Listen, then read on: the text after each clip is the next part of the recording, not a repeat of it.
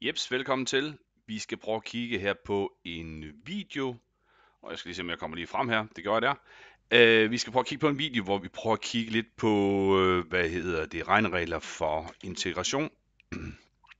Så jeg lige smutter over her på mit kamera her, og lad os prøve at kigge på de grundregler, som I skal kunne. Og der er sådan set, der er meget lidt i formelsamlingen, hvis I kigger på det. Det er faktisk kun formel 46, 47, 48, men det er fuldstændig de samme regler, som her har vi power rule i integration.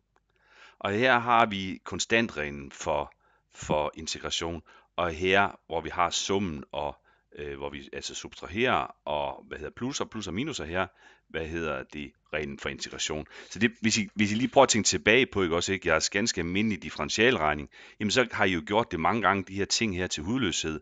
Så hvis jeg differentierer 2x i tredje plus x i anden, jamen det har I jo gjort mange gange, så ved I den, det er en konstant, den skal jeg bare lade stå. Så bliver det 6x i anden plus 2x, ikke? Når I differentierer. Så det er fuldstændig det samme. Det er simpelthen alt, hvad I skal kunne. I skal bare kunne gøre det omvendt med integration. Så den her, det indeholder alt det, I skal kunne. Power rule, det er faktisk altså de her 3 regler her, som jeg bruger her, bare med integration, og altså ikke differentiation, som I faktisk kender her på B-niveau. Så det nemmeste er bare at begynde at lige prøve at lave nogle eksempler, så det vil jeg straks gøre. Så lad os sige, at vi har jo set allerede på, at integration er den omvendte af differentiering. Så hvis jeg for eksempel skulle integrere 3x, eller x i tredje undskyld, så skal vi huske her, at det her tegn, jeg skal nok komme tilbage til, hvad de her tegn egentlig betyder, og hvorfor det giver logisk mening at have det her. Det her, det er den samlede kommando for integrere mig med hensyn til x. Så det vil sige, at der har du funktionen, der ligger her, den skal integreres med hensyn til x. Og hvis vi prøver at kigge på the power rule, jamen, så man kan også, I kan sidde og lege med det, så kan man jo sagtens regne ud her, at det giver 1 over 4. Altså power rule, den siger 1, og så skal man trække det der tal ned, og så skal man sige 3 plus 1, og så har vi en arbitrær konstant, der jo også kommer på, som vi også har snakket om. Så det giver en fjerdedel x i fjerde plus c. Og hvordan ved jeg, at jeg har lavet det rigtigt? Jamen det kan jeg jo bare gøre ved at differentiere den der 4-tallet dernede, så står der x i tredje heroppe, det passer. Og så har jeg gjort det. Og det er that's it. Og altså, I kan se her, det er jo fuldstændig ligegyldigt, hvad for en potensfunktion det er. Så det er altså den omvendte af, så I skal kunne manøvrere frem og tilbage. Altså hvis I skal differentiere den her funktion, så får I den der funktion, og hvis I integrerer den der funktion, så får I den der funktion. Og det er så ideen. Og som sagt, årsagen til, at vi skal kunne det her, det er fordi, der er mange ting i naturen, der virkelig viser sig som F-mærke X, hvis man kan forestille sig det. Altså næsten alt i naturen er en udvikling i et eller andet, som man ser. Noget, der bevæger sig et eller andet. Og vi skal tilbage til f af x. Vi skal tilbage til stammen. Og derfor nogle gange skriver vi her, at f af x nu er lige med som stort F, for at vise, at det er stammen. Okay? Lad mig prøve at løbe nogle lidt andre eksempler. Vi kan jo prøve her, og vi kan gøre det lidt sværere her. Så kan I selv sidde og bokse med nogle af de der opgaver der. Hvad hvis det nu var 1 over x i anden dx? Hvordan i alverden skulle man gøre det? Ja, de smarte der, de vil huske, ikke også, ikke? At når vi 1 over x i anden her, det er jo det samme som i virkeligheden x i minus anden dx. Okay?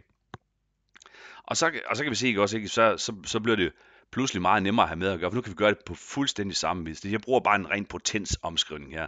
Det bringer altid stor forvirring, det der potens. Altså, det er meget godt at kunne i de her. Men altså, ja, det er bare sådan, det er. Altså, det er bare nogle mindre omskrivninger, men de er altså meget handy at kunne, så det er godt lige at øve sig lidt på det. Men her har du så minus x i minus anden her, og nu bruger jeg bare min ganske almindelige power rule, altså igen her kraftreglen her, så jeg bruger bare den her, så vi kan se her, skal bare sige n plus 1, så det vil altså sige, at når jeg skal integrere den der, jamen så bliver det jo bare, så kommer det til at stå 1 over 1 plus, i det her tilfælde bliver det så minus, altså 1 plus minus 2, sådan her, gange x minus 2 plus 1 plus en arbitrær konstant. Og så har vi, så jeg bruger simpelthen bare formlen her, fuldstændig som jeg plejer at gøre. Og der kan vi se her, det giver minus 1, minus og minus, det giver minus x i minus første plus en arbitrær konstant. Og det er lidt træls at se det på den der måde der. Og derfor skriver jeg bare 1 over 1 over x plus en arbitrær konstant. Og så har jeg løst opgaven i min stamfunktion af det der. Så altså, selvom det er sådan lidt mere kompliceret her, så kan vi sagtens løse det. Den anden regel her, opgave 46 her, som vi lige kan prøve at præsentere, der kan vi prøve at kombinere altså den her power rule her. Så lad mig lige prøve at gøre det. Og den er, hvor vi har en konstant, der står foran her. Men det er akkurat, som I kender det. Altså, igen, når I differentierer 2x i tredje, men så har jeg jo bare ladet den der konstant stå hele vejen igennem, ikke også? Så jeg putter bare den der dernede. Så hvis jeg skulle tage her og prøve at integrere 2x i tredje, for eksempel, det kunne jeg godt prøve. Lad mig bare prøve at gøre det. Så jeg skriver op, integrerer mig om 2x i tredje dx, sådan her. Men det kan jeg jo sagtens gøre. Ved at tage, altså det der reglen her, det er, at jeg skal sådan set egentlig bare ignorere den der. Det er en konstant, arbitrær konstant, og derfor kan den bare, ikke en arbitrær konstant, undskyld, vi kender konstanten, så det er det selvfølgelig ikke, men det er bare en konstant, og den hopper jeg bare udenfor. Så det vil sige, at jeg kan skrive det der om til 2 integralet af x i tredje dx. Og så kan jeg altså, det vil sige, at det der, det kan jeg se bort fra, og derfor bliver det bare 2, og så har vi det som før, 4x i fjerde, plus en arbitrær konstant, og der kan vi se her, at nu totallet her, det skal bare ganges op igen, så kommer det til at stå 2 over 4, det er en halv, x i fjerde plus en arbitrær konstant, og så er det svaret på opgaven. Godt. Så har vi selvfølgelig, hvad kan vi mere finde på? Vi kunne måske finde på at tage og kombinere lidt tingene her, ligesom i formel 47-49, præcis som I kender det. Altså plus- og minusreglen, den gælder også her, og det jeg altså snakker om her, ja, det er akkurat det samme, som I kender til hudløshed, så 2x i tredje minus x i anden, for eksempel, så differentierer I den der for sig, differentierer den der for sig. Og det har jeg sikkert gjort mange tusind gange. Så lad mig lidt bare prøve at vise det ganske kort, hvordan det fungerer med integralregning. Så det jeg lige gør her, jeg skriver lige herover, sådan her, og så skriver vi her, jeg har en funktion her, et polynomium, x i tredje, det er så et tredjegrads polynomium, I skal lige kunne se noget her, plus 2x i anden dx, og det vil jeg gerne integrere. Og ideen er, altså jeg tager bare den for sig og den for sig. Så kan vi lige skrive det formelt op, så lad mig lige gøre det. Det vil altså sige her, at jeg må tage den her x i tredje dx, plus den her og integrere den for sig, men det kan jeg jo sætte total udenfor, så gør jeg lige med det samme. X i anden dx. Og nu kan jeg så begynde at integrere den her bandit her, og det giver selvfølgelig en 4x i fjerde. Så plus en arbitrær konstant. Den gemmer vi lige lidt. Står der 2 gange en tredjedel x i tredje.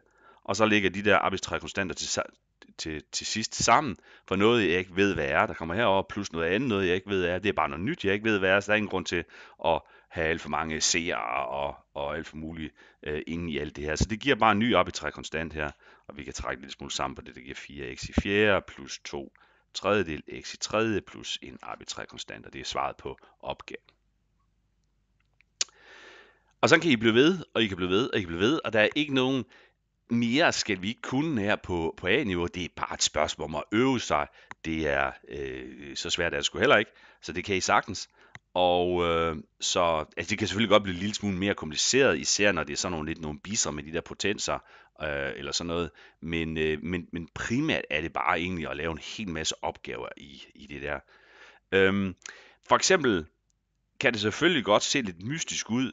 At det man kan risikere, ikke, det er, at man skal faktisk også kunne håndtere på A-niveau, skal man også kunne håndtere sådan nogle funktioner som det her for eksempel. Men hvordan integrerer man det ikke også? Ikke? Så må man jo, altså der er jo ikke så meget andet at gøre, end at prøve og lige prøve at se efter, om man kan huske nogle ting i formelsamlingen. Hvis man ikke kan huske det, så må man jo heldigvis gerne slå op i formelsamlingen. Så det er der jo ikke noget forkert i.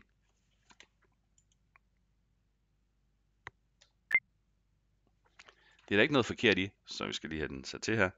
Og der har vi både formel 62 og 64. I kan selv prøve at gå ind i formelsamlingen lige tjekke op på. Vi har nogle af de her grundfunktioner. Dem skal I altså også kunne integrere.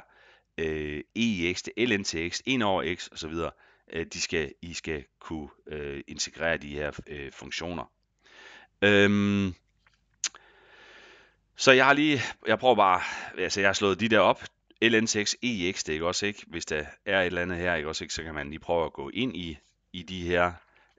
Vi kan godt prøve, lad os bare for sjov skyld måske lade det om til et tretal, den der, ikke også, ikke? Sådan at vi kan se, hvordan det er. Det kan også være minus 3, eller hvad det nu er.